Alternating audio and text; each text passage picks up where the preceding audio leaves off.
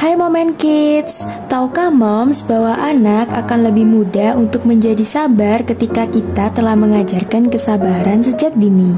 Anak-anak yang sejak dini telah dilatih kesabaran akan tumbuh besar menjadi orang yang memiliki kontrol diri dan kemampuan berpikir jangka panjang yang lebih baik. Faktanya, banyak ahli tumbuh kembang anak yang menyatakan bahwa mengajari anak kesabaran sejak dini adalah salah satu langkah yang penting dalam tumbuh kembangnya. Lalu, bagaimana ya caranya? Yuk simak tips berikut ini.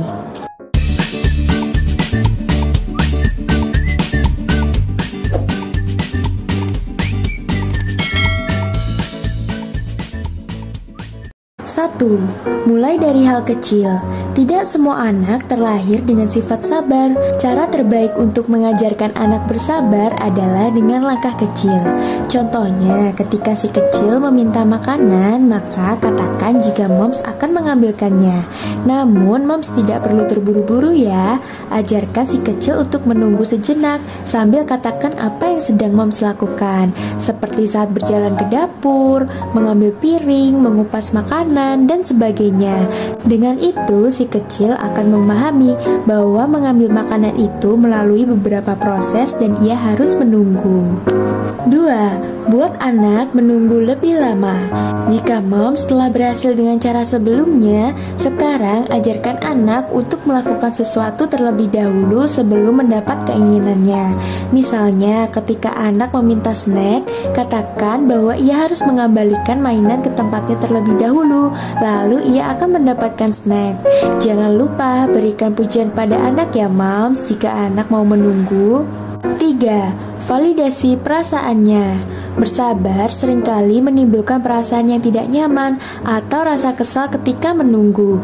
Saat anak mulai merasakan hal tersebut, moms tidak perlu khawatir dan katakan bahwa apa yang ia rasakan itu wajar dirasakan ketika menunggu.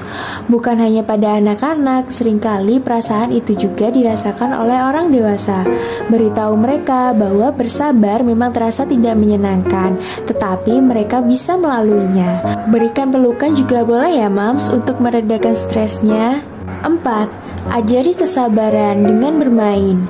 Salah satu cara efektif untuk mengajari anak bersabar adalah dengan mengajaknya bermain permainan yang memiliki giliran untuk bermain.